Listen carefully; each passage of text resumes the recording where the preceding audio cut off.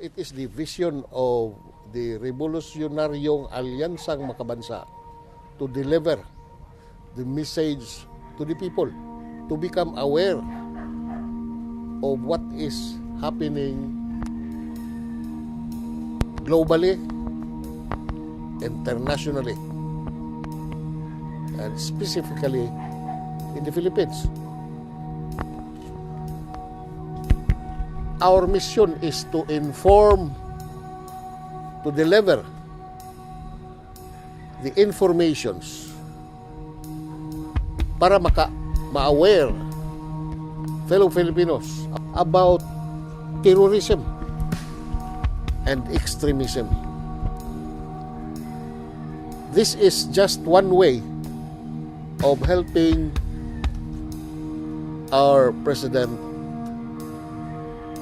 Rodrigo Duterte in his major programs, especially on anti-terrorism. Ano ang historical evolution ng ito sa'yo?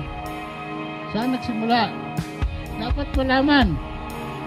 Kasi, baka isipin ninyo, nang mali, ang layo ng sulod.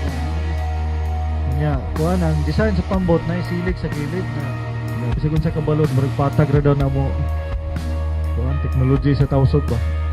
There's a time of the year, a season of the year na mo ginilang atake. Kini nga time mo ni nga linaw ang dagat. Kung sa man nga panahon sa tuig nga linaw ang dagat, April, Mayo, muna ilang kuhan, wala yan kan mingaw kayong dagat ana, murag ang hangin paingon diri ba nga dagay-day ragi kag di kay sulo.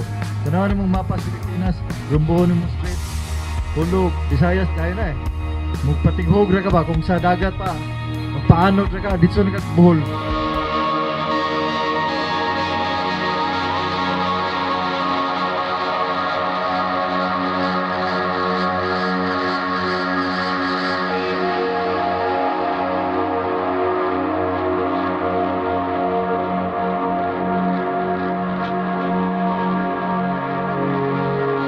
Ay hindi in-emphasize yung historical evolution ng Ubusaya.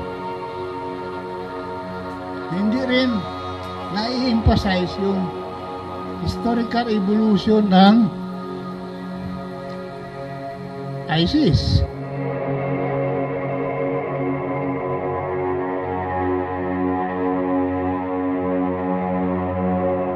The Abu Sayyaf intrusion in Bohol, April 10 of 2017.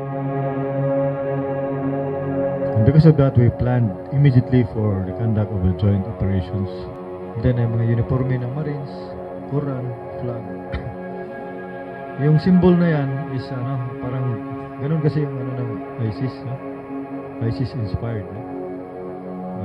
No one but Allah. There's only one God but Allah.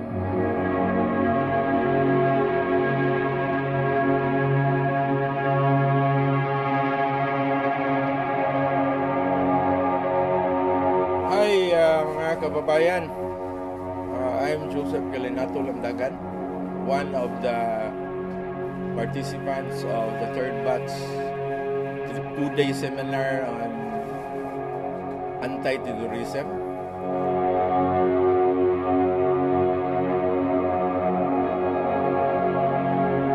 Kaya atak doon, atak dito. Wala nang makitang maganda sa government. Palagi na lang atake. Which answers the question na unsa may buhaton ang tatong buhat rin. It could be mahidnap at saka magpasabog because of the presence of pagpasabog.